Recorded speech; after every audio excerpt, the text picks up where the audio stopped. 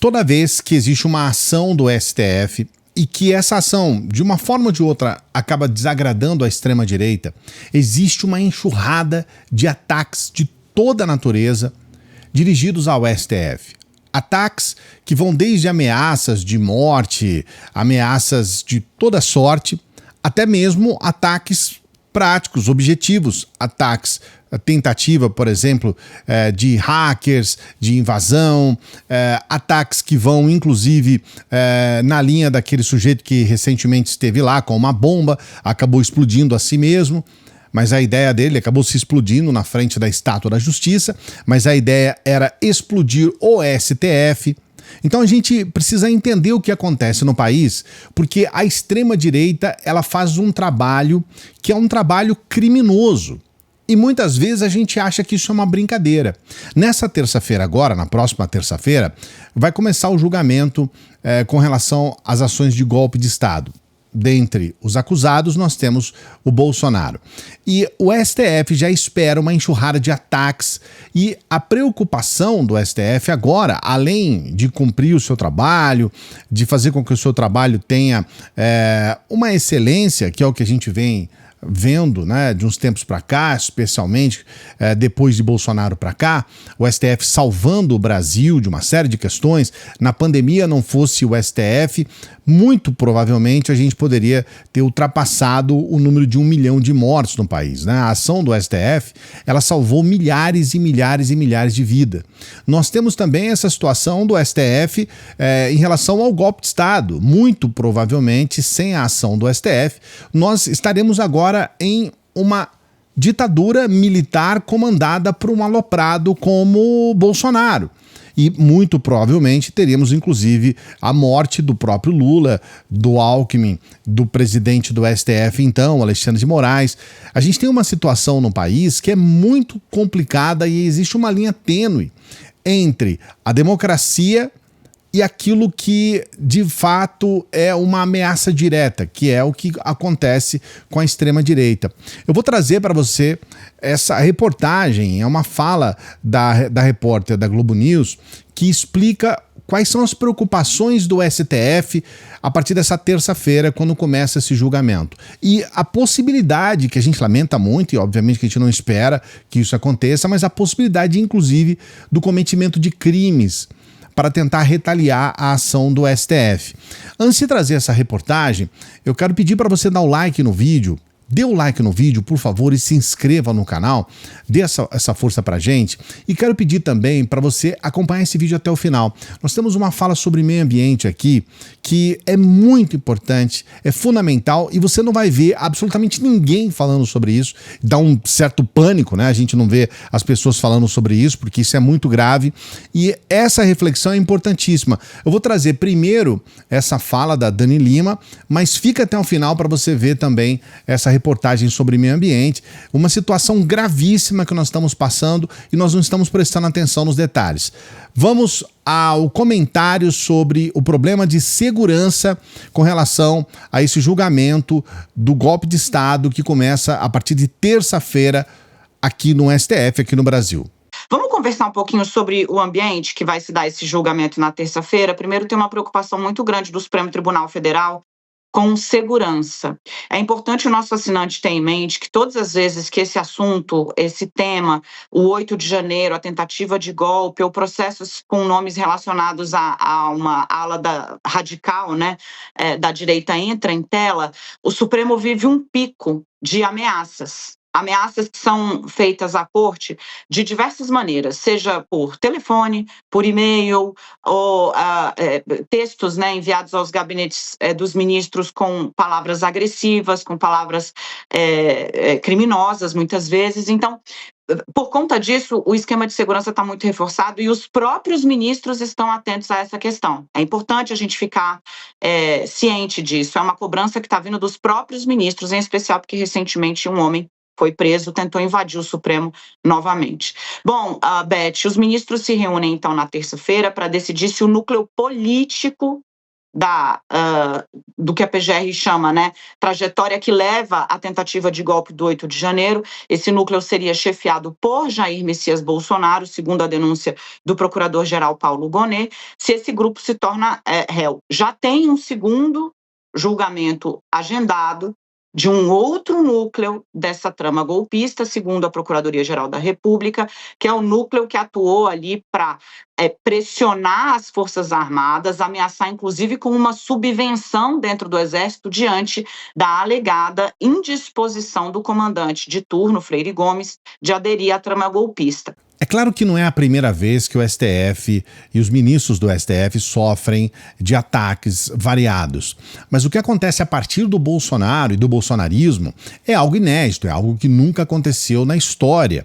Os bolsonaristas, eles têm um fanatismo enorme, eles estão dispostos a tudo, inclusive a dar a própria vida para tentar defender esse ideal macabro que eles têm, e eles têm um ódio do STF, especialmente de alguns ministros como o Alexandre de Moraes. Eles ficam diariamente falando mal do Alexandre de Moraes, atacando, colocando em xeque todas as questões. Você vê que nesse crime do batom, por exemplo, é o Alexandre de Moraes que é o primeiro a receber a carga dos bolsonaristas, só que todos votam. Os outros que votam, todos, até agora, todo mundo votando para condenar a criminosa do batom, todos votando para condenar a criminosa, mas só o Alexandre de Moraes que acaba sendo responsabilizado. Eles têm um foco ali para destruir o Alexandre de Moraes. Esses ataques eles intensificam e existe essa preocupação de segurança em torno do STF. A gente vai acompanhar terça-feira, lógico, a gente vai falar aqui no canal sobre todos os detalhes a respeito desses andamentos aí dos processos. Tem já 2 aí para entrar na próxima semana e a gente vai acompanhar tudo e trazer essas informações para você. Mas agora eu quero trazer uma reportagem muito importante, fundamental, que é uma reportagem que diz respeito ao nosso país, e eu quero trazer uma reflexão que ninguém está fazendo a respeito. Eu fui alertado a respeito dessa reflexão e eu quero trazê-la para você. Mas primeiro é importante você entender o que está acontecendo. Nós estamos perdendo água. Ou seja, os nossos mananciais, os rios, a nossa água, os rios estão secando. Num período de apenas 1 ano, a gente tem uma queda gigantesca de hectares de água que simplesmente deixaram de existir. Essa reportagem vai trazer os detalhes para você, mas a reflexão a respeito do que está acontecendo é muito importante. Primeiro eu vou trazer a reportagem para você se inteirar sobre o que está acontecendo. Olha só.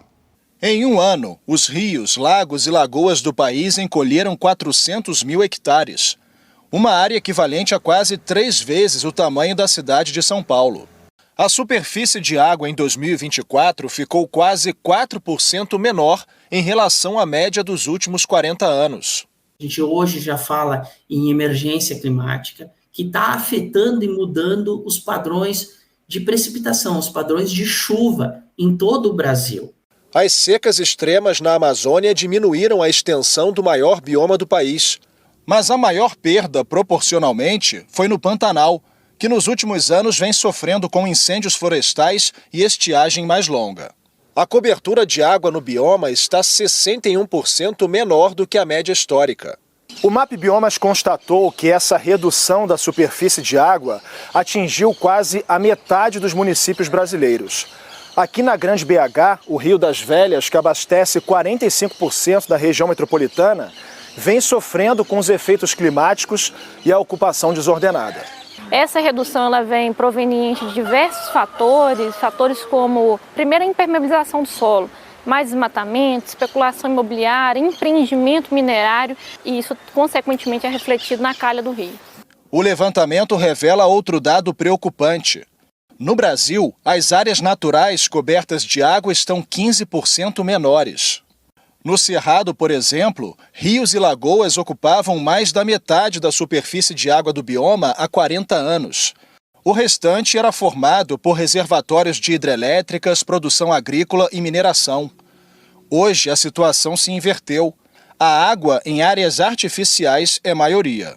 Tem um mito, de que temos água abundante. Essa história está mudando e a gente tem que dar atenção diferente para ela.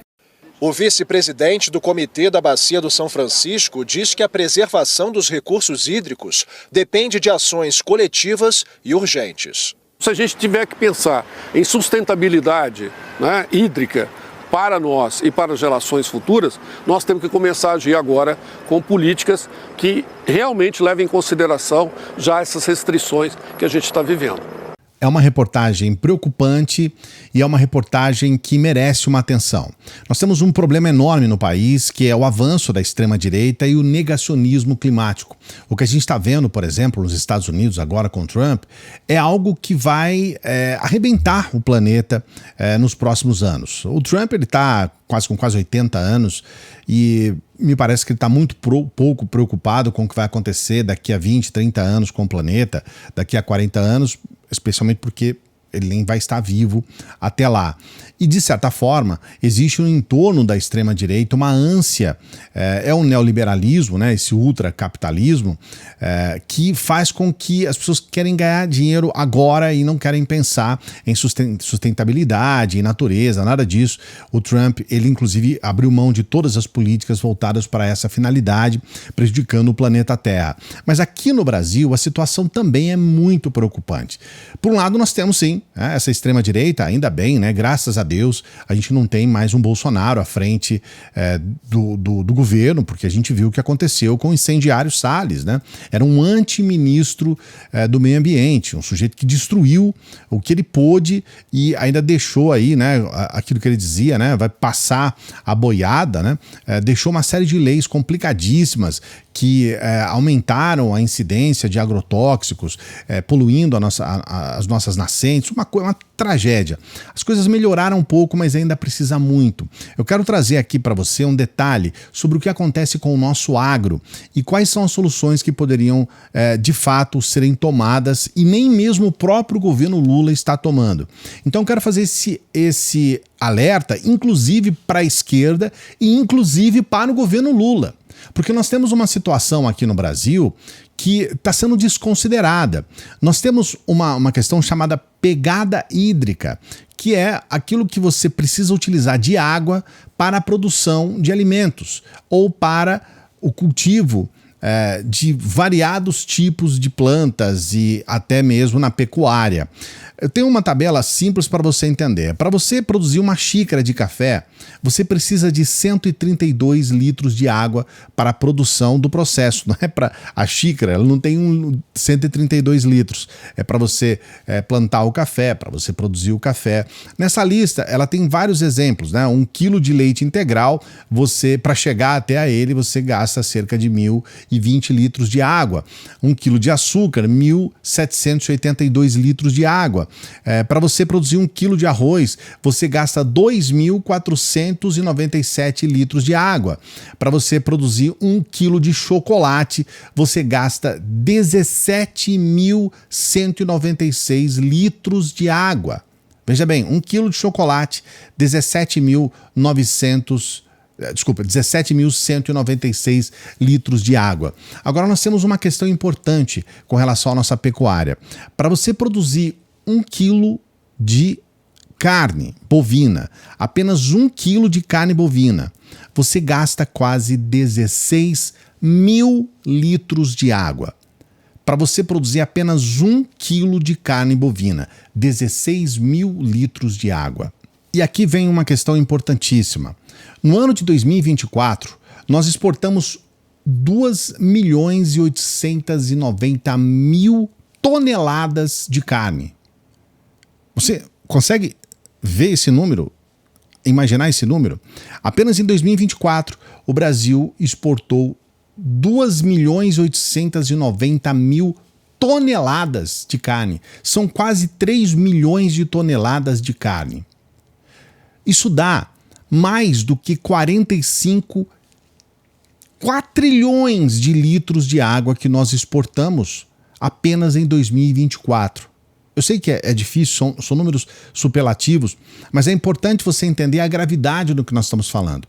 Nós estamos aqui no nosso país com um problema gravíssimo de diminuição da nossa água. Nós temos rios que estão sumindo. Paralelo a isso, nós temos um agro que absolutamente não leva em consideração que nós estamos exportando água. Eu estou falando apenas da exportação de carne, eu não estou falando de nenhuma outra produção do nosso agro. Apenas com a produção de carne, nós exportamos o ano passado mais de 4 trilhões.